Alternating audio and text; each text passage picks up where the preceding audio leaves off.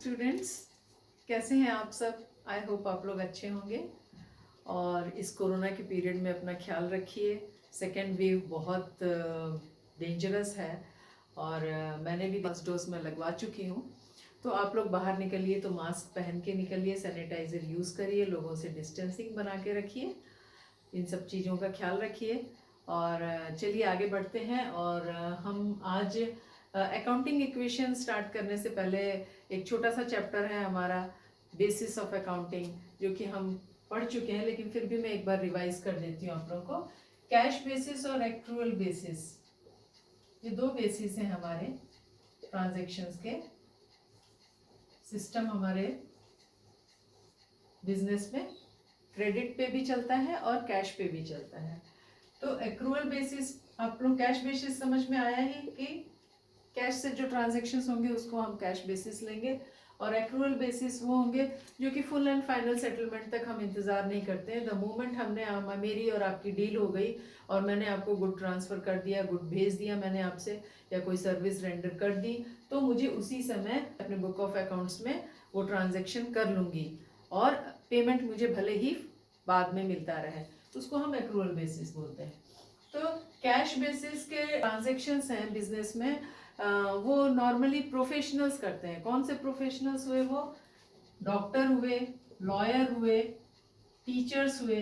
तो जो भी प्रोफेशन में है किसी, उनको ये कैश बेसिस के ट्रांजैक्शंस इजीली वो कर लेते हैं, वो एक्रूअल वाला अडॉप्ट नहीं करते हैं, क्योंकि बहुत बड़ा उनका बिजनेस नहीं है, उनका बिजनेस छोटा है।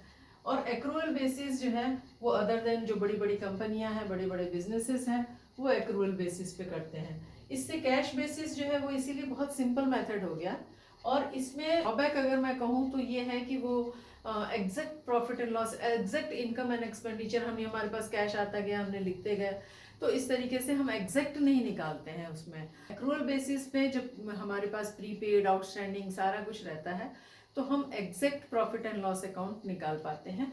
तो इसीलिए बड़ी बड़ी कंपनियां, बिजनेसेस जो हैं वो एक्रूअल बेसिस को फॉलो करती हैं, हमारा गाप सिस्टम भी कहता है। और प्रोफेशंस जो हैं, जो छोटे मोटे प्रोफेशंस में हैं, वो कैश बेसिस को फॉलो करते हैं। अब कैश हमारा पहले क्या क्या सिस्टम हुआ करता था, किस तरीके के मनी जो है वो ट्रांसफ़र होती थी, वो पहले हमारा कैसे था? कैश तो था ही, कैश पे हमने ट्रांजेक्शन कर लिया, फिर इसके बाद बैंक इंट्रोड्यूस हुआ। तो जब बैंक इंट्रोड्यूस हुआ तो हमने बैंक के थ्रू ट्रांजेक्शन्स करने शुरू किए, चेक्स के थ्रू, यानी ठीक है, चेक किया, ड्राफ्ट किया हमने। चेक और ड्राफ्ट ये दोनों जब बैंक इंट्रोड्यूस हुए तब हमने ये ट्रांजेक्शन शुरू किए। एक टेलीग्राफिक मेल के थ्रू हम ट्रांजेक्शन्स करते थे, पैसा भेजना होता था एक जगह से दूसरी जगह, तो हम टेलीग्राफिक और मेल करके पैसा भेजते थे। उसके बाद एक्रूअल बेसिस के ट्रांजेक्शन्स होते थे, तो हम प्रॉमिसरी नोट और बिल ऑफ एक्सचेंज,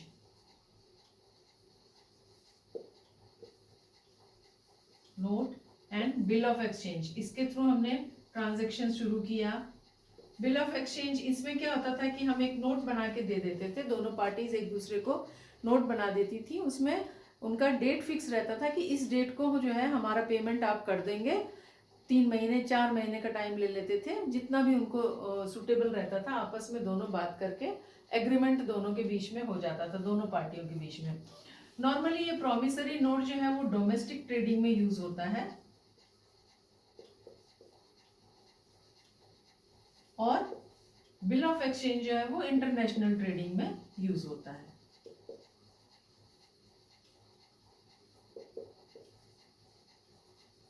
तो ये एक तरीके का एग्रीमेंट होता था दोनों पार्टियों के बीच में। अब हमारा नेक्स्ट क्या हो गया है? अभी हमारा मोड ऑफ पेमेंट जो है वो डिजिटल हो गया है। तो डिजिटल पेमेंट्स में कौन कौन से हैं, आप लोगों को मालूम ही होगा ये, क्योंकि आपके समय में ये चेंजेस आए हैं। तो डिजिटल पेमेंट्स में डेबिट कार्ड हो गया,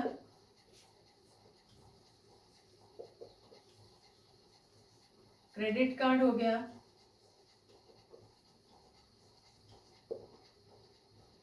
पेमेंट थ्रू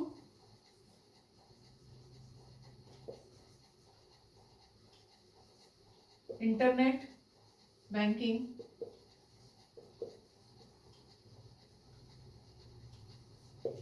मोबाइल बैंकिंग,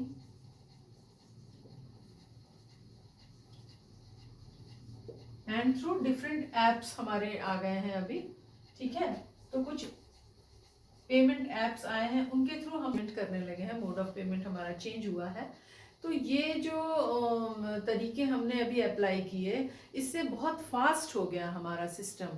पहले चेक के थ्रू करते थे हम, तो 3 दिन लगता था। प्रॉमिसरी नोट और बिल ऑफ एक्सचेंज भी होते थे, वो अभी भी चल रहे हैं, ऐसा नहीं है कि वो एकदम बंद हो गए हैं। तो उसमें भी हमें काफ़ी टाइम लगता था पेमेंट रिसीव करने में, देने में। लेकिन अभी क्या है, मिनटों में हम जो है पेमेंट कर लेते हैं, हाँ, जो हमारा मोबाइल से मोबाइल ट्रांसफ़र हो जाता है पेमेंट। तो इस तरीके से ये बेसिस ऑफ अकाउंटिंग जो है वो हमारा क्लियर हुआ। और नेक्स्ट हम आएंगे अपने नेक्स्ट चैप्टर पे, जो इम्पोर्टेंट चैप्टर है मेरा बहुत ज़्यादा, और इसको आप बहुत अच्छे से समझिए, विद एग्जांपल्स हम समझने की कोशिश करेंगे। नेक्स्ट है हमारा अकाउंटिंग इक्वेशन।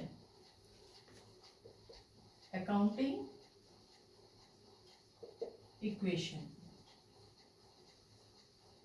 क्या है ये?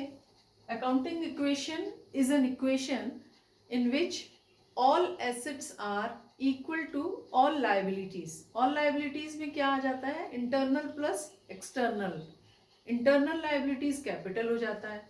तो ये हमने ड्यूअल एस्पेक्ट, जब हमने प्रिंसिपल समझा था, ड्यूअल एस्पेक्ट प्रिंसिपल, उसमें ही हमने ये समझा था कि हर पेमेंट का, हर ट्रांजेक्शन के 2 एस्पेक्ट होते हैं, और एसेट्स जो है वो ऑलवेज इक्वल टू लाइबिलिटीज होता है।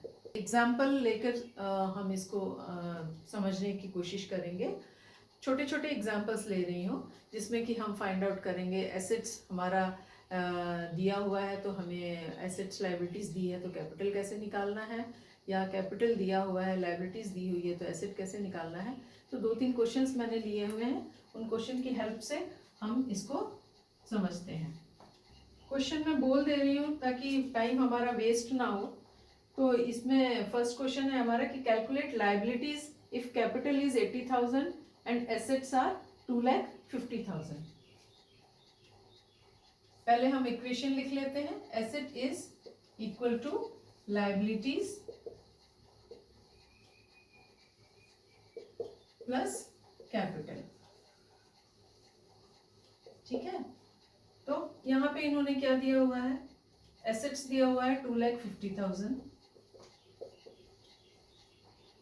कैपिटल दिया हुआ है इन्होंने 80,000, और लाइबिलिटी हमें फाइंड आउट करना है, ठीक है। तो लाइबिलिटीज इज इक्वल टू क्या हो जाएगा? Liabilities is equal to asset minus capital, ठीक है। यानी 2,50,000 माइनस 80,000 इज इक्वल टू कितना हो गया? 1,70,000। तो आपका कैपिटल क्या निकल गया? सॉरी, लाइबिलिटीज आपकी कितनी आई? Liabilities is equal to 1,70,000। Simple, समझ में आया आप लोगों को? एक और क्वेश्चन ले लेती हूँ। नेक्स्ट है हमारा एक्सटर्नल लाइबिलिटीज जो है वो दिया हुआ, उन्होंने लाइबिलिटी दी है 1 लाख, और कैपिटल दिया हुआ है उन्होंने 2 लाख, ठीक है। तो एसेट फाइंड आउट करना है। एसेट इज इक्वल टू, तो 3 लाख हो गया हमारा। नेक्स्ट क्वेश्चन है आपका, following are the assets and liabilities of the business, calculate capital. अब इसमें बहुत ज़्यादा थोड़े से दिए हुए हैं, तो मैं इसमें लाइन ड्रॉ कर लेती हूँ। आपका ये हो गया लाइबिलिटीज,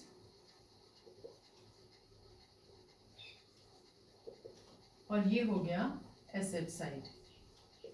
यहाँ पे हमें फाइंड आउट करना है कैपिटल इस क्वेश्चन में।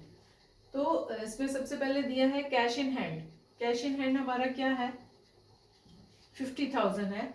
एसेट है या लाइबिलिटीज है? बताइए। Cash in hand, cash at bank हमारा एसेट है, लिक्विड एसेट्स। तो कैश इन हैंड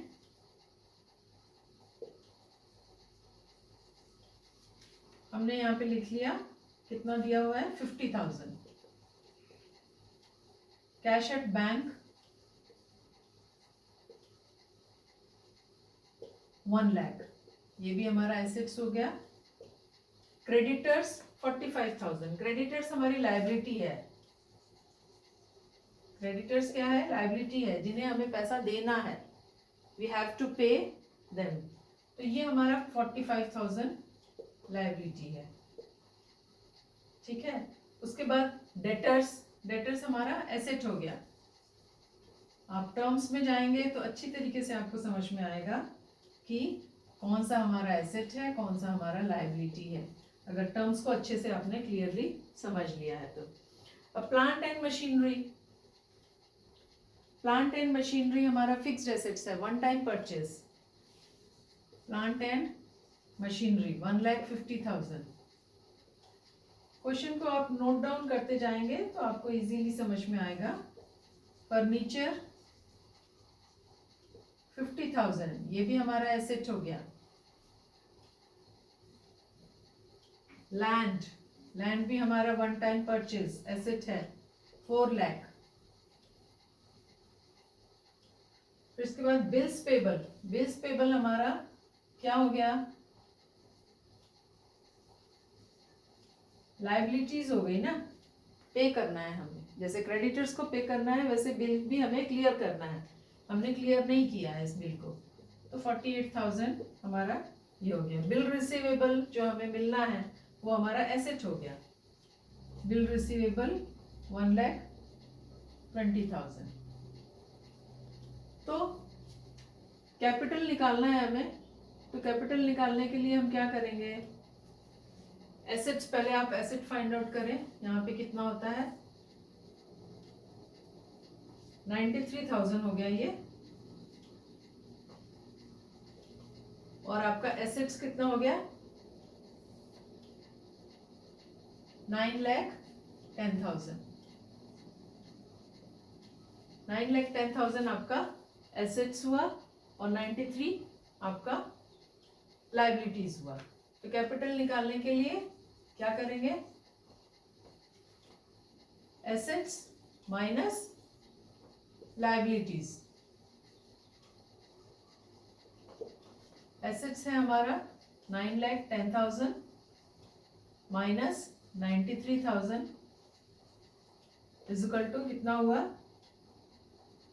8,17,000। ये आपका आ गया कैपिटल। क्लियर हुआ आप लोगों को? बहुत छोटे से मैंने इक्वेशंस लिए, बहुत स्टार्टिंग के इक्वेशंस है ये, कि कैसे हमें एसेट निकालना है, लायबिलिटीज निकालना है, कैपिटल निकालना है।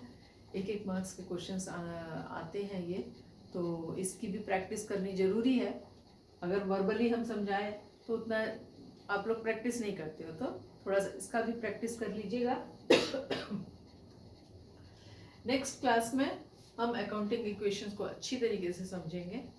आज के लिए इतना ही। अपना ख्याल रखें और मास्क और सैनिटाइज यूज़ करके रखें। Thank you.